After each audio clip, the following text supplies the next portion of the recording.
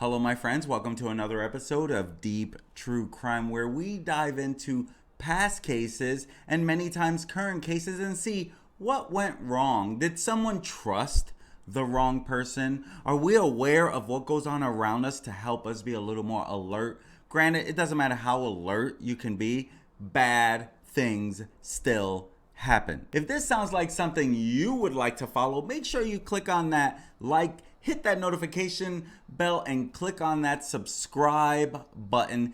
We're covering today's case, the case of the missing woman, Suzanne Morphew. Her husband is now being charged with murder. They believe she is dead. By all accounts, she is deceased.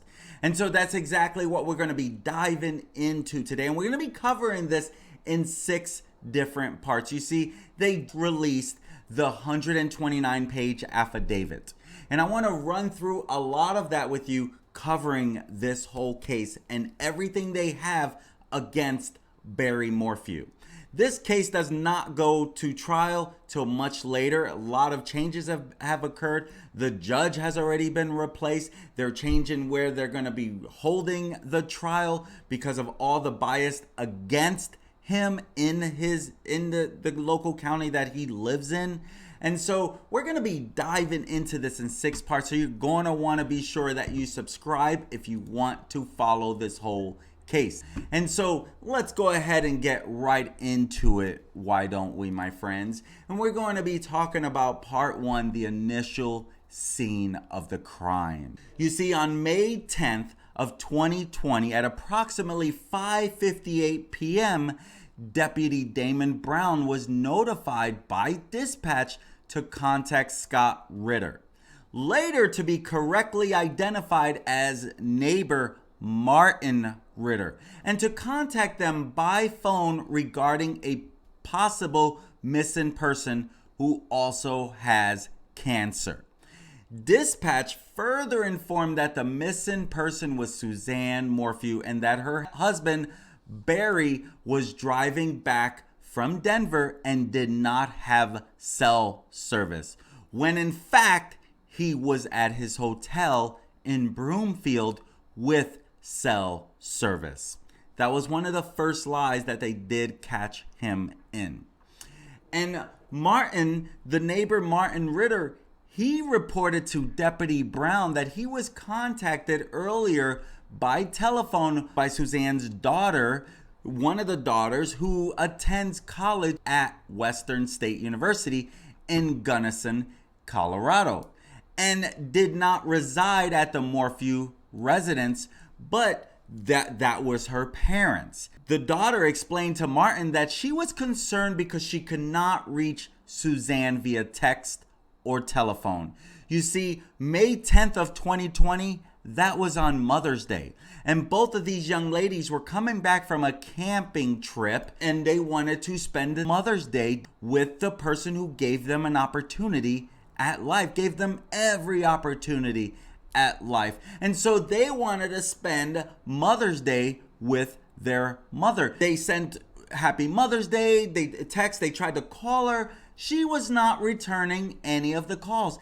After so many hours, all day, they got very concerned for good reason. And so she explained to Deputy Martin that she was concerned because she could not reach her mom. And so she had asked the neighbor Martin to go to the residence and check on Suzanne because they live right next door. And so Martin's wife, Jeannie Ritter, she went ahead to the residence but could not locate Suzanne. So Martin called the husband, Barry Morphew, on the telephone. And Martin, he states that Barry told him that he also could not reach Suzanne. But he couldn't reach her either. So Martin tells Barry that he did not locate Suzanne at the residence, nor could he locate her after searching the immediate area. So Barry tells Martin, call 911 and advised Martin that he was on his way home from Denver. And so Martin, he estimates to Deputy Brown that Suzanne went missing between 8 a.m. and 9 a.m. that morning of Mother's Day. But they're not 100% sure on the time at that moment when she went gone. Deputy Brown attempted to contact Barry at 6:05 that evening, but no answer. So try again at 7:10 p.m. This time he did speak to Barry. Yep, this time he does get to speak to Barry, and Barry states that the last time he saw his wife was at their residence at 5 a.m. in the morning when he was leaving. 5 a.m. that Mother's Day morning. So he says he leaves, he doesn't speak to her, he just gets up and leaves for Denver because he had a landscaping job out there. Now Suzanne, she was still sleeping according to Barry. So he doesn't kiss her goodbye. He doesn't say Happy Mother's Day to his wife. He just says he left without speaking to her. And so Barry tells Deputy Brown that Suzanne, she had recently taken up mountain biking like a month earlier. And she began mountain biking just about every day. It became a regular thing for her.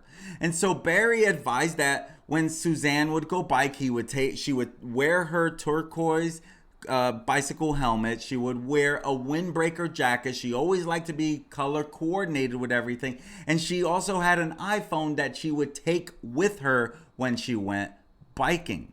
Now, Barry also added that Suzanne was going through cancer treatment, and he provided Deputy Brown with Suzanne's telephone number so that Deputy himself can try to contact her. And so now Deputy Brown and Sergeant Lamine Mullinot, they start driving to the Morphew residence so that they can do their own investigation.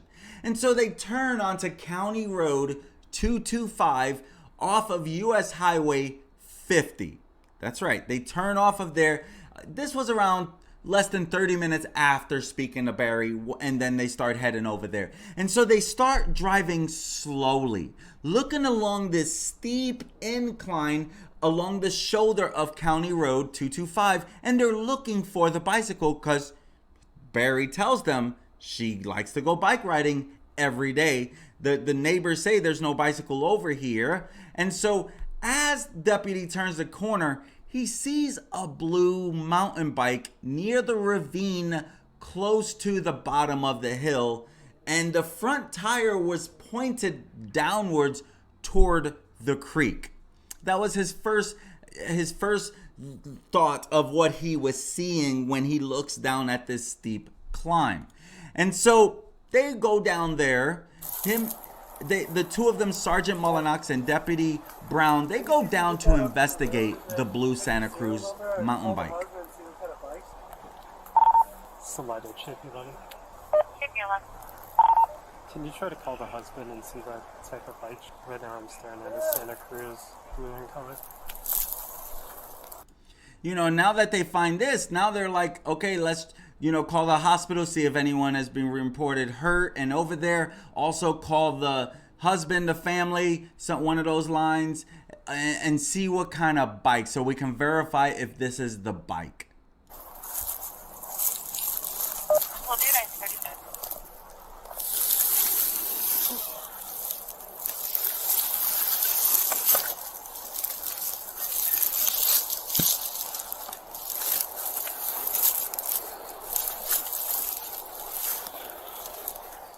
So you can see they take the bike and they're starting to look around. And so Sergeant Mullinot and Detective Brown, they're investigating the blue Santa Cruz bike that they just found. Now, they say both, like, we saw no indications of a crash. And you can see here when they first come across it, you can look around and you can see nothing's flat around there.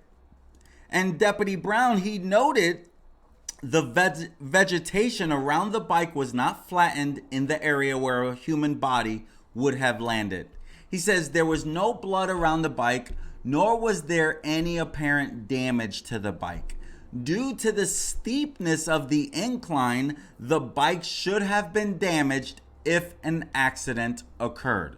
Exactly. The type of And bike she has. so Red arms there was turned none into of that. screws, When Deputy wheeling Brown moved the bike up to the path, he noticed that the front brake pad was seized and the handlebars were turned completely to the left. And he notices this, all of this. See how he's unwrapping that? The handlebars were completely turned around.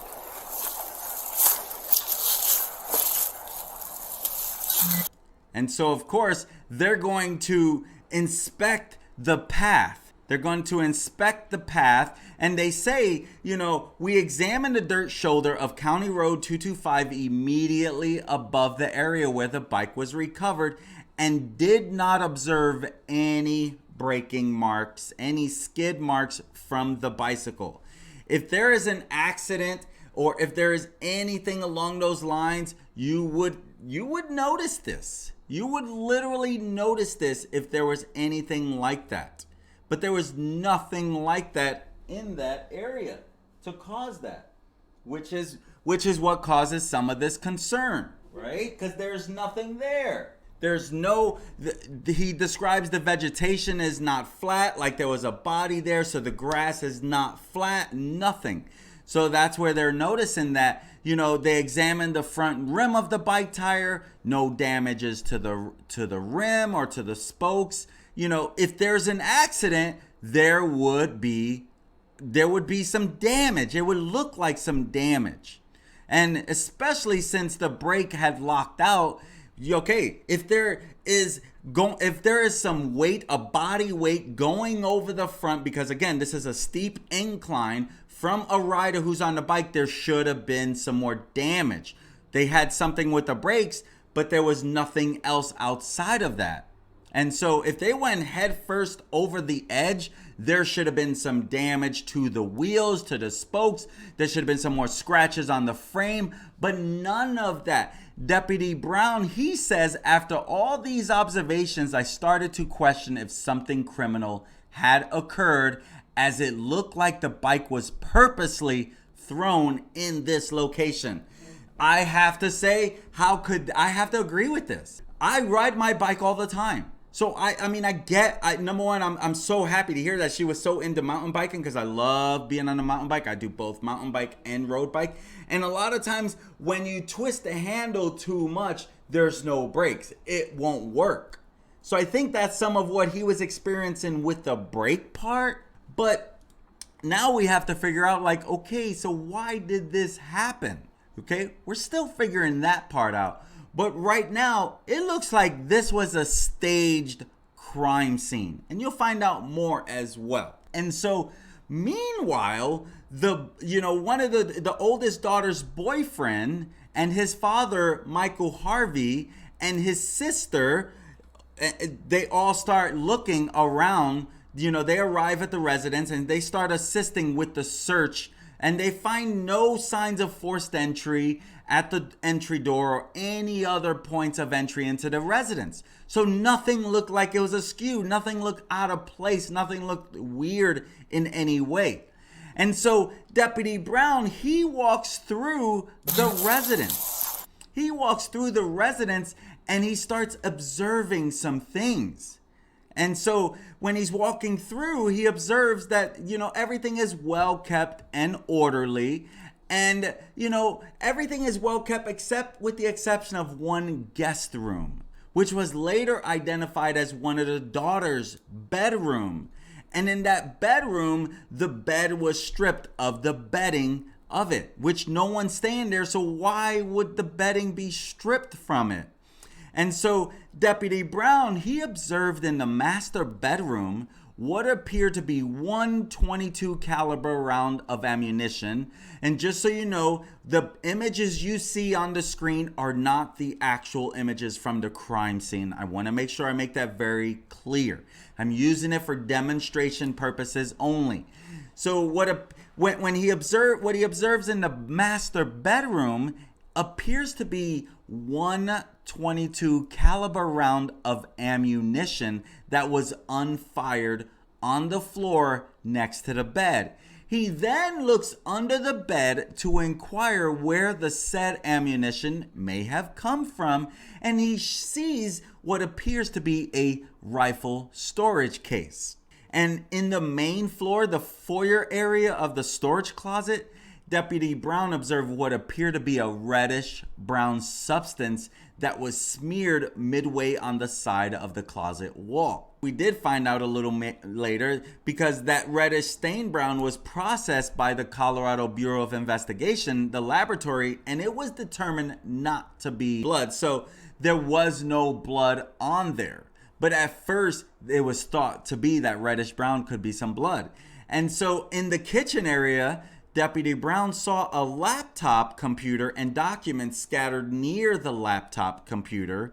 And then they go and they notice more things as well. In the 3-car garage area, Deputy Brown discovered 2 white SUV vehicles, later identified as Suzanne's personal vehicle, and also one of the daughter's vehicles. You see, at the time of Suzanne's disappearance, the 2 girls went on a road trip, a camping road trip, and so one of the vehicles was the daughter, who it was just left there. So that doesn't look suspicious, of course, but both vehicles, the daughter and the mom's vehicle, was parked in the garage.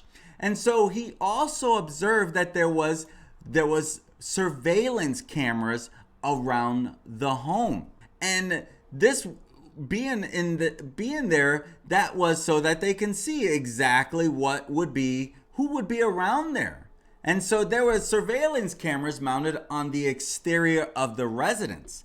And Deputy Brown, he described that the placement of the mounted exterior cameras are ideal for viewing any persons or activity coming onto or leaving the Morphew property. Like maybe Barry was watching to make sure no one was going to come up on the property and catch him off guard. Okay, so that could very well be. And so Commander Avila, at about 9:37 that night, he brought Barry into the house and advised Deputy Brown that they were looking for a piece of clothing from the residence for the search dogs to locate Suzanne. Now, Barry, he walked to the master bedroom and he points to clothing on the floor in the closet. And Deputy Brown, he observed some mountain bike gloves and padded shorts in the pile. Now, again, if she went for a bike ride, she didn't take some comfort shorts. She didn't take her mountain biking gloves. I mean, granted, I have forgotten my mountain biking gloves, okay? But that still is something you need to be, you got to raise the question, right? Because if she went mountain biking, well, did she have other padded pants, that were comfortable to ride in? Maybe, could very well be, right? And so he observes that, and so Commander Avila, he took a pair of the shorts. Now, while Deputy Brown was walking in the driveway, he starts noticing something else. And so he's walking in the driveway when Deputy DeFurio told him that there were barefoot marks inside of the bucket on the Bobcat.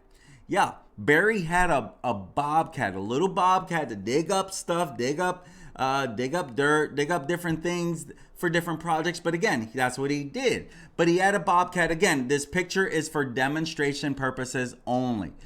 But he noticed that there were barefoot marks inside of the bucket on the Bobcat. Deputy Brown went with him to examine and found that the cutting blade on the bucket, this is the bucket that you're looking at, again, demonstration purposes only, just so you know what that looks like. And he found that the cutting blade on the bucket of the Bobcat appeared to be newly replaced along with the nuts and the bolts. And so that would be a little indication, like, why is this all so brand new? But this was very similar to what was around the home. Sergeant Mullinax, this is his documentation when he went down after discovering the bike. And so him and Deputy Brown, they both go to look After speaking with Barry, they go about, they go looking for her. Barry says that Suzanne rides her bike regularly and usually leaves between 8 and 9 a.m. And so after inspecting the bike with Deputy Brown, Sergeant Mullinex activated his body camera, as did Deputy Brown. And so they noted that the bike appeared out of place. Now, again, this is the version of the other sergeant on it. You had Deputy Brown and you had Sergeant Mullinex. This is Sergeant Mullinex reporting on that. And so Sergeant Mullinex, he says they walked a few hundred yards along the ravine without finding anything of interest. And you can see the ravine right there in front of you. And Sergeant Mullinex, he asked Deputy Brown to go to the Morphew residence while he stayed back with the bike, which Deputy Brown moved up to the road. So the bike was already up to the road, and Sergeant says, okay, all right, we're on it. And so Sergeant stays near the bike. Deputy Brown goes over to the Morphew residence. And so now they kind of part ways a little bit. And so this is where, they don't find anything near the ravine. No signs that there has been a body or anything there, which is odd on its own. And so dispatch, they informed Deputy Brown that Suzanne had not been to the hospital. So nothing to show that that happened as well. And so, Deputy Brown, he contacts dispatch as they had no cell service and asked for the local hospital to be checked. Nothing there. And so Sergeant Mullinex, he asked dispatch to ping the number given for Suzanne's cell phone. Dispatch informed Sergeant Mullinex that the cell phone appeared to be off and last known activity was 4:23 a.m. on that present date. Now, this was a general location about 11 and a half miles west of a cell tower in, Poncha Springs, Colorado, something like that. So while Sergeant Mullinex was by the bike, the boyfriend approaches and identifies himself as the boyfriend of Suzanne's daughter. And he confirmed that, yep, that bike right there, that Santa Cruz, that blue bike, belongs to Suzanne. And so as he examines the bike, he finds no scratches with the bike. At about 8:42 p.m., Barry arrives on the scene in his truck by himself. And he walks up to the bicycle and he touches it and he identifies that bike does belong to Susan. So you can see him pulling up right now. And he's getting some love because no one thinks he did anything at this time. Where is it? Where's the bike? Oh, it's right there. Where was it? It was like just right down here in this little embankment right here. So, sorry, Chicky, that's you. We got the husband on scene here with me.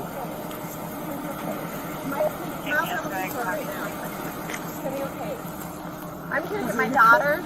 She's at Barry's house. Oh, okay. All right, yeah, you can go down there. Was it a crash? I mean, the bike looked, the way it was laying, it kind of looked like it, but there's not really that much damage to the bike. That's the thing. Lion? Yeah, it was just like Was lying. there no lion? Mountain I didn't see anything that would lion? I didn't see anything, and they're not letting us go over the side. Because we're getting attracted. Dogs, we're bringing dogs. Where's the sign of bike right Just here? right down in here, Do you know yeah. where my husband and son are? They're They Yeah. probably went down to Puna, Yeah, down to the so- house. My house. And so, another sergeant from the county sheriff office, Claudette, contacted the boyfriend on scene that same date, and he reported that, that the daughter has told him that Suzanne and Barry argue frequently. And even sharing that he was the one that introduced Suzanne to mountain biking about a month ago.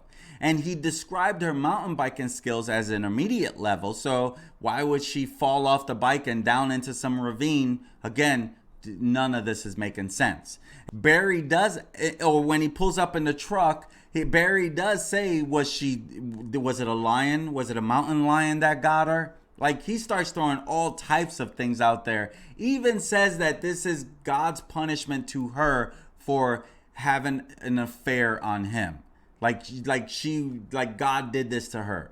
Again, to me, making him look guilty. But we'll talk about that later. They're all saying like there's a lot of problems between her. And so when asked if he noticed anything out of the ordinary anything out of order in the residence, when asking the boyfriend this, he says that the bedding from the daughter's bedroom was stripped off the bed, and he thought that was strange because the daughter does not live at home. And he also thought that it was unusual for Suzanne's bike to not have any damage if she did crash on her mountain bike. Next, Claudette, the sergeant, contacts another family member friend who stated that she had last talked to Suzanne on the night of May 9th. And I think this was the daughter, actually. And she says, and which is weird because she says the last time I speak to Suzanne, my mom, was on the night of May 9th, 2020, right?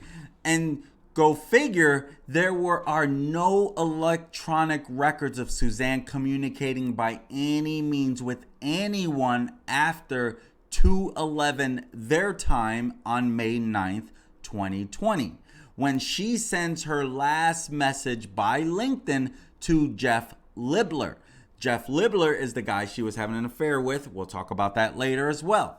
But phone records show that the last communication, that was it. From that would have been at that time. And so, she said she last seen Suzanne at the end of April 2020 and advised that she had a text message. Or actually, this might be the mom. So I'm looking at some of this is from the affidavit, and some of this is redacted because of personal, like the daughter's name and all that stuff. They kind of redacted those things. So I'm kind of reading between the lines on who she would be talking to with the information we have today, basically 2 years later. And so she says that she sent a text message to Suzanne wishing her a happy Mother's Day on May 10th, but Suzanne had not replied. She also tried calling Suzanne, but the call went directly to voicemail. And at that time, she received a call from Barry asking if she contacted Suzanne. And so she says that, she advises him that she attempted to, but was not able to reach her. And so Barry asked, hey, please let me know if she was later able to reach Suzanne. And she shares that Suzanne, she continues to share to the sergeant that Suzanne mountain bikes regularly during the afternoon hours, often using a wide trail across the highway. Suzanne normally took her cell phone, sunglasses, and blue backpack hydration bladder on the bike rides, which is a camelback backpack. Then, when Sergeant asked the daughter what any concerns with her parents' relationship, she denied any concerns or issues. When asked if there was any reason why Suzanne may leave the area, she denied that Suzanne would ever leave for an extended amount of time. She also denied any recent incidents or concerns between Suzanne and anyone else. And so the sergeant, Claudette, speaks with, the daughters and the family. And so, multiple people are starting to report that they haven't seen her in a while, right? The daughter says she hasn't last seen Suzanne, or the last time she's seen Suzanne was on Tuesday when she and her sister left on the road trip. And she reported last exchanging text messages with Suzanne on May 9th. And the daughter states that Suzanne works out at the gym regularly and that recently she has taken up mountain biking almost every day. And, the daughter even states that Barry has mountain biked with Suzanne a couple of times. And the daughter says, as far as she knew, she denied any marital issues between her parents and described their marriage as very loving. Sergeant Claudette speaks with the daughter as well, and the daughter confirms that Suzanne wrote religious devotionals in a journal that she kept beside her bed, which has still yet to be found. And when asked to describe the bedding at the Morphew house, she said that her bed is always made. and her sheets and pillowcases are light blue in color, and that her comforter is brown and reddish. And so Sergeant speaks with the other daughter, and the daughter admits that her parents argued a lot and that she feared they would separate or divorce. She said that they were not doing well and that it was the best that they would separate. And the daughter reported that both Barry and Susan were both in an unsafe place emotionally. I find that interesting. And so the daughter says that my dad and this person, they're two different people. And Suzanne and Barry, they argue. And I mean, they get in fights. I don't know. They both have, this is her quote. I don't know. They both have just not felt safe at some point. And so the daughter states that Suzanne and Barry, they weren't getting along and they had discussed divorce. Might be the mom in this case. This is where it gets a little challenging sometimes because, this is redacted in some cases. So I'm trying to read, like, is it the daughter? Is it the daughter's boyfriend? Is it the mom? And so sometimes they redact the personal part of this stuff. Not always too sure why, but the daughters might have been a little young. I think one was in college, so she wasn't that young. But this is learning as well. And so when the daughter was discussing if she ever had seen any text messages, she says, nope, I will not go through I would not ever look at the messages on their phones. And when the daughter was asked, is there a possibility that her mom would have left home because she did not feel safe? She said her mom would never leave her. She does not believe her mom would ever leave her. And so the daughter later said if Susan would have left, she would have contacted her and her sister to let them know. And so that's where it's like, I honestly think Barry knows what's going on. The sister says that me and my sister, we were headed back home on May 10th with another friend, but there were no plans to stay at the Morphew house after the trip. So they were just basically coming to pick up their vehicle and move on, which is interesting because people here are talking about divorce, that they knew about this discussion of divorce, but Barry tells the FBI, no, we never talked about divorce. Everything's great. We had a perfect marriage, blah, blah, blah. And so again, more lies that he's caught in. Even later, he's even caught deleting messages on his phone about them talking about her saying, I'm done. She says, I'm done. I want to end this civilly. And so he is caught having deleted these when they get his phone records, when they get her phone records. And again, we'll talk about that later, but since we were just talking about some of this, they're stating that her daughter says Suzanne always carried her cell phone, which didn't have with her this time, and that she had a charging cable on her nightstand next to the bed. Now, it should be noted that when the residence was searched, law enforcement did not find a charging cable on either side of the bed. So that didn't add up either to what, where is this thing at? And so Sergeant Claudette spoke with Jeannie Ritter on this as to, what's going on here. And so now we're just trying to find out more as to what happened to them. Right? Because, speaking of Barry saying one thing, kind of denying things, getting caught up in his interview stuff later on where he would be caught on these things. And so this is where you really can't trust this guy, especially when why would he be lying if he has nothing to hide when it comes to his wife? And his wife missing now, he's out of jail and he already has a girlfriend. Come on, I'm not buying this stuff. I literally am not buying this stuff. And so Sergeant Claudette speaks with Jeannie Ritter, as you see in this picture, who confirmed that the daughter had contacted her and Martin Ritter via telephone on May 10th at approximately 4 to 4:30 p.m. because she could not reach Suzanne. The daughter asked them to go to the house and check on Suzanne, and Jeannie went to the house. That's Jeannie right there in the picture. And she did not locate Suzanne at the house. So she then calls Barry and tells Barry what has happened. Barry asks Jeannie to look for Suzanne's bicycle and call 911 if she didn't locate Suzanne. Jeannie returns to the house a second time, but once again did not locate the bicycle or Suzanne. And so after she returns home, Jeannie returns home. Martin then calls 911 to report that Suzanne was missing. Martin sent Jeannie back to the Morphew house once more to leave a few notes. Hey, if Suzanne happens to come back, she'll see these notes and she'll know we're all worried about her. Come on over.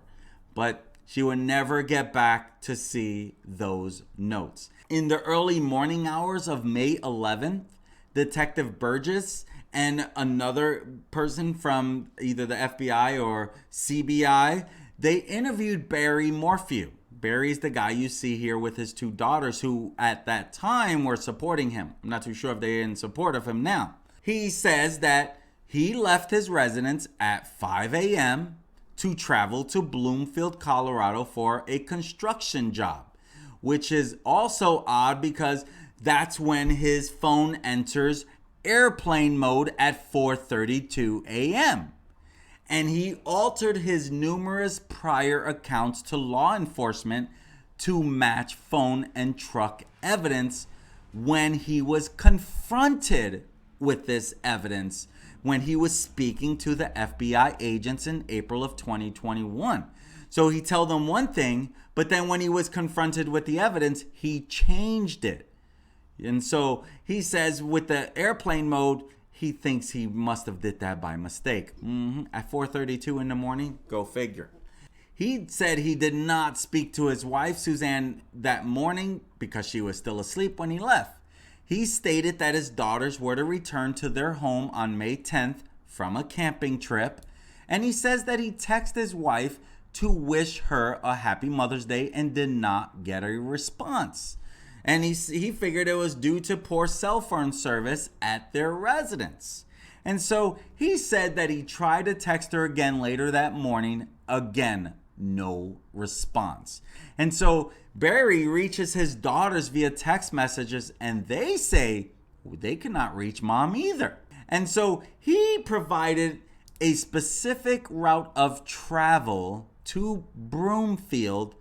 And in all subsequent interviews with the CBI, the Colorado Bureau of Investigation, he never stated that he turned west on Highway 50. Again, once confronted, then he changes things. That's where it's like, you didn't say anything about this earlier, which is odd, because he said that he left on Highway 50 when leaving his house, the opposite direction of heading to Broomfield, because he saw a bull elk crossing the road. Now, he eventually pointed to an area on Google Map that indicated he turned his truck around at an exit in Garfield, Colorado, which was about 5 miles in the opposite direction of where he was supposed to be going.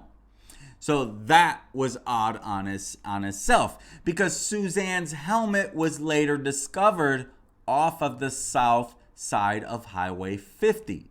Now this was west of County Road 225, which is also interesting for why would he had gone a different direction and then the helmet would be found there. Interesting. And so Barry, he says that his wife's plan for May 10th was to clean the house and get the spare bedrooms ready for their two daughters coming back with possibly a friend to visit. And he said that his wife rides her bike every day and she was diagnosed with cancer twice in her life and she beat it. And so he also states he owns some guns. He states that he owns some guns and, that the ammunitions are stored in a lock gun safe in the garage.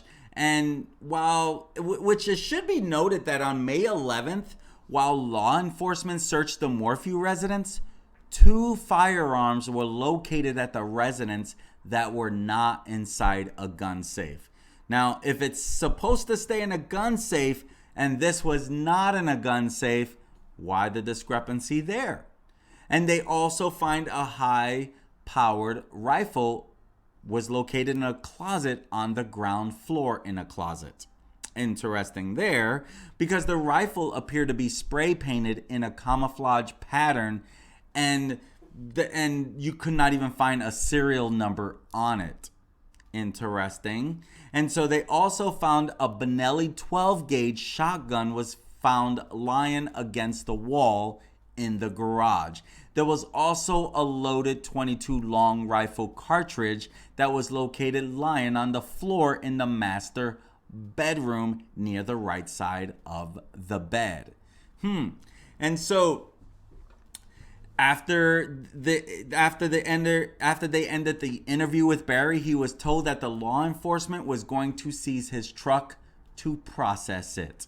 And so then they go and they get a search warrant so that they can go and search his Puma Path residence. They got the search warrant, and while assisting with the search of the exterior of the residence, they located what appeared to be suspect blood on the apron of the garage near the east side of the 3-car garage. And so that's where, like, they have all this stuff, but they don't have enough that they wouldn't give him bail. Like, he got bail. So they have so much, but it seems like it's not enough that he could get bail. Why would they give him bail? Why would they give him bail? Let me know in the comments why they would give him bail, because that part is a little odd as well. They, as they're going through, they noticed something. It was noted by investigators that there was a Bobcat skid steer parked in a parking area driveway west of the Morphew residence. And next to the skid steer that you see on your screen was a flatbed trailer. And the trailer was in its tilt position. The trailer bed had some loose gravel and dirt on it. The trailer did not have a jack on it, and the tongue of the trailer was lying on the ground. And the skid steer, that was parked on the left side near the trailer tongue.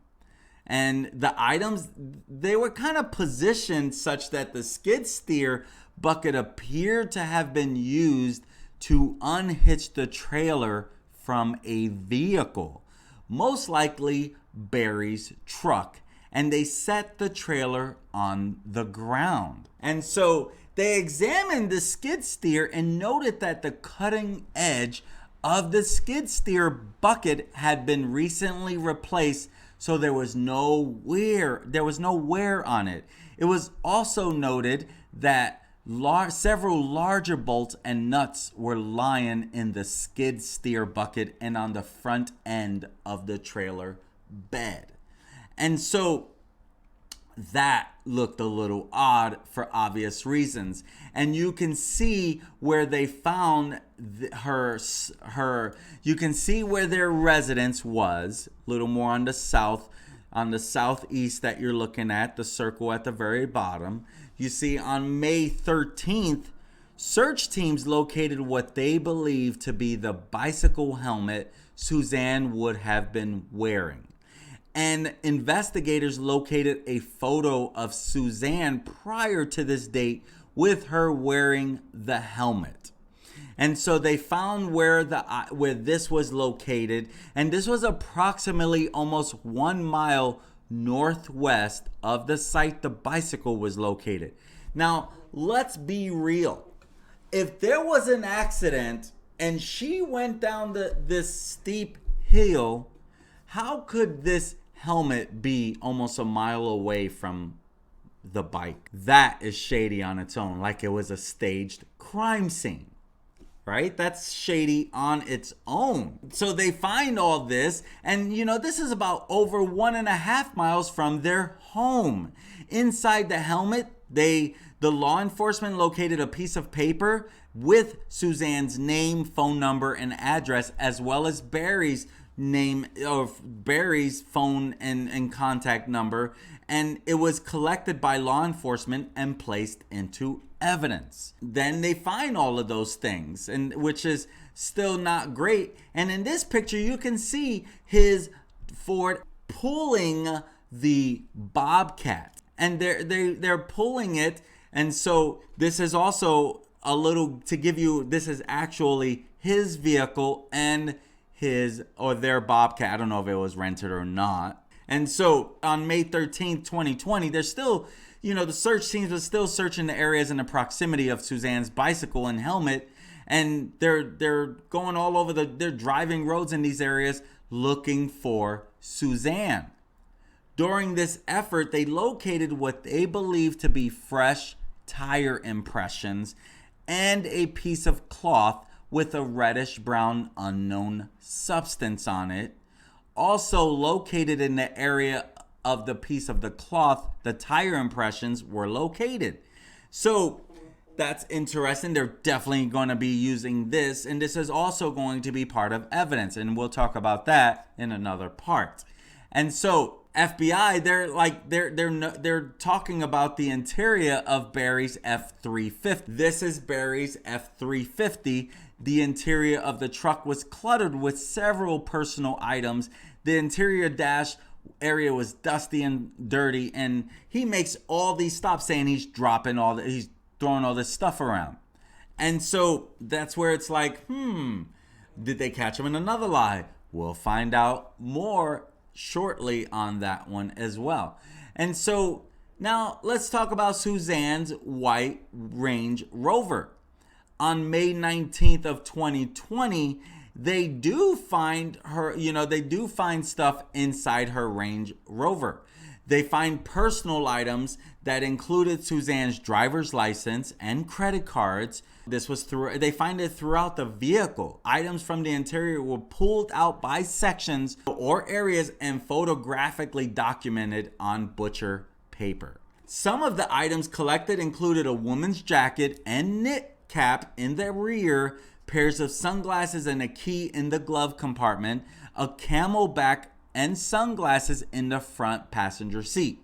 They found spa chemicals on the front passenger floorboard, as you can see in the screen, and a Scott bicycle service receipt in the front driver door. She took a lot of pictures of her biking, and a lot of this stuff is inside this vehicle. Like, she didn't really take much. And that's where it's also adding to the mystery of what happened to Suzanne.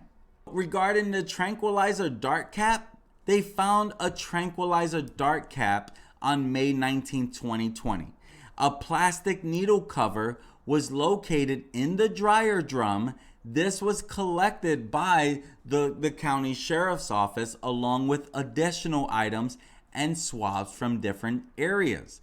The needle cover was recovered with sheets that was from the bed inside the dryer. That's odd. He must have forgot about that or something along those lines is my guess. And so that is what we have for the initial scene that they came across and where they start doing their initial investigation. My friends, I'm Manny Rodriguez. Make sure you click on that subscribe button, hit on that like, and click on that notification bell. That way I can keep you updated on everything that they're finding out about this as we dive deep into what happened to Suzanne Morphew. Right now, Barry Morphew, he is not looking very good in this case at all. And we wonder, will he take a plea agreement before this goes to trial? It depends on what they're going to go for and how much evidence they show him. Like, look at all this evidence we have. It's not looking good for you in front of the jury. So we'll wait to find out more about that. My friends, I'm Manny Rodriguez, and make sure you subscribe so you can get to follow this case. I'm Manny Rodriguez, and I look forward to serving you again. Peace.